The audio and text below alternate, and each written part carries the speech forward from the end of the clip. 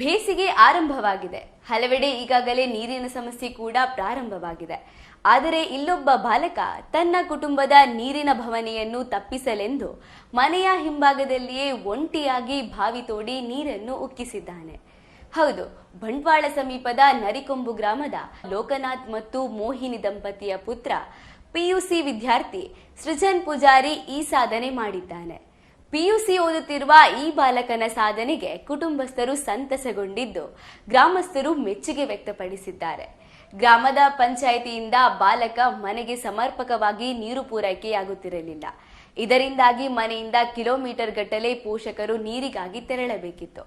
ಇದನ್ನು ಕಂಡ ಬಾಲಕ ತಾನೇ ಬಾವಿ ತೋಡಿ ಸ್ವತಂತ್ರವಾಗಿ ನೀರಿನ ಮೂಲವನ್ನು ಪಡೆಯುವ ಸವಾಲನ್ನು ತೆಗೆದುಕೊಂಡಿದ್ದಾನೆ. ಬಾವಿ ತೋಡಬೇಕು ಎಂದು ನಿರ್ಧರಿಸಿದ ಬಾಲಕ ತನ್ನ ಮನೆಯ ಹಿಂಭಾಗದ ಜಾಗವನ್ನು ಆಯ್ಕೆ ಮಾಡಿಕೊಂಡಿದ್ದಾನೆ.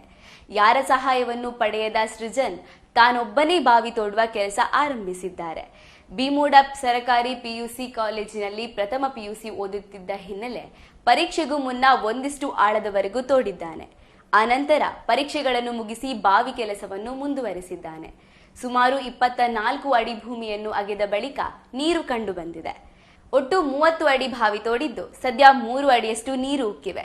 ಆರಂಭದಲ್ಲಿ ಬಾಲಕ ಬಾವಿ ತೋಡಲು ಮುಂದಾದಾಗ ಪೋಷಕರು ಅಷ್ಟಾಗಿ ಗಮನ ಹರಿಸಿಲ್ಲ.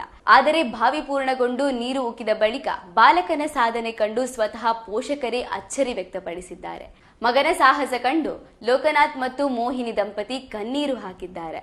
ಮನೆಯ ಬಳಿಯೇ ಹೊಸ ನೀರಿನ ಮೂಲೆ ಪತ್ತೆಯಾಯಿತು ಎಂದು ಕುಟುಂಬ ಸದಸ್ಯರು ಸಂತಸ ವ್ಯಕ್ತಪಡಿಸಿದ್ದಾರೆ.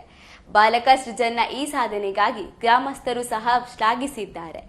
ಸ್ವಯಂ ಪ್ರೇರಣೆಯಿಂದ ಆತ್ಮವಿಶ್ವಾಸವಿದ್ದರೆ ಏನನ್ನು ಬೇಕಾದರೂ ಸಾಧಿಸಬಹುದು ಎಂಬುದಕ್ಕೆ ಈ ಬಾಲಕ ಉದಾಹರಣೆ ಎಂದು ಗ್ರಾಮಸ್ಥರು ಪ್ರಶಂಸೆಯ ನುಡಿಗಳನ್ನಾಡಿದ್ದಾರೆ.